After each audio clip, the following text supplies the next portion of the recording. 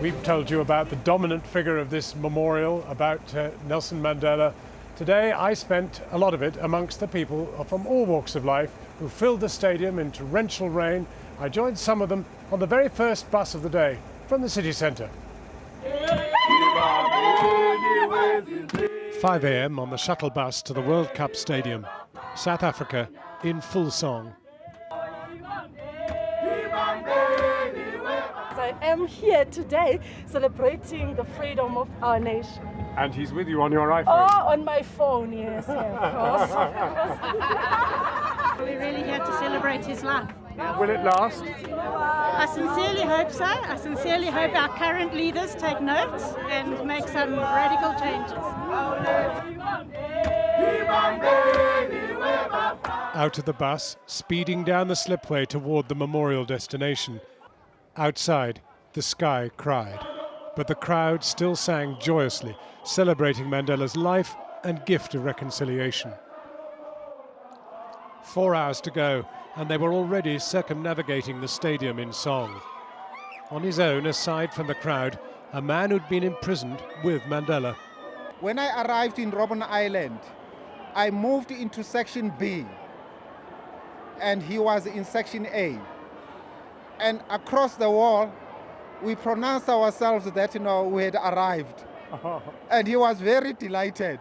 There is no other man who is like him. That's why when we sing in South Africa, we say, "Auna yena tshwana le yena," meaning that there is no one who was like him.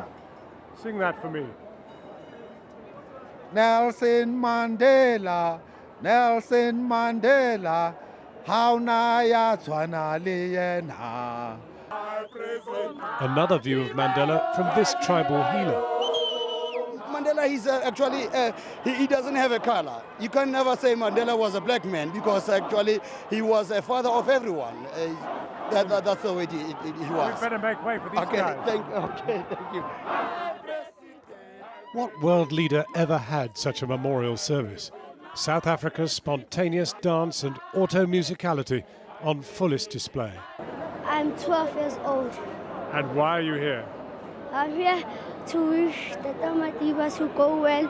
And when I hear that he was gone, my heart was broken.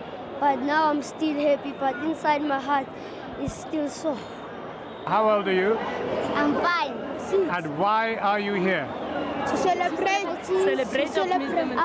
Mandela. Inside on the VIP staircase, a scrum so intense that anonymity gave way to obscurity. But suddenly, there was Springbok rugby hero Francois Pienaar, whose jersey Mandela wore.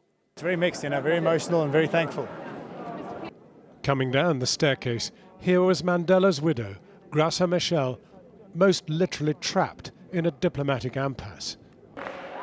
Whatever the shortcomings of the service itself, whatever the boos and cheers, above it all was a spirit of communion and of a determination to remember Mandela the way they wanted to, inevitably, in both movement and song. Intoxicating was it to be there. So let's just take a quick reprise of the highlights of this day.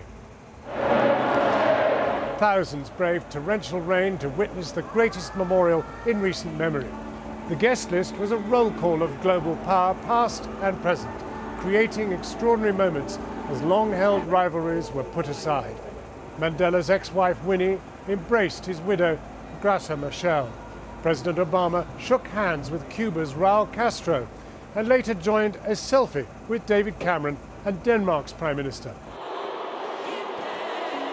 While booing greeted South Africa's current president, Jacob Zuma, Obama's speech was greeted with cheers and dancing. While still a student, I learned of Nelson Mandela and the struggles taking place in this beautiful land, and it stirred something in me.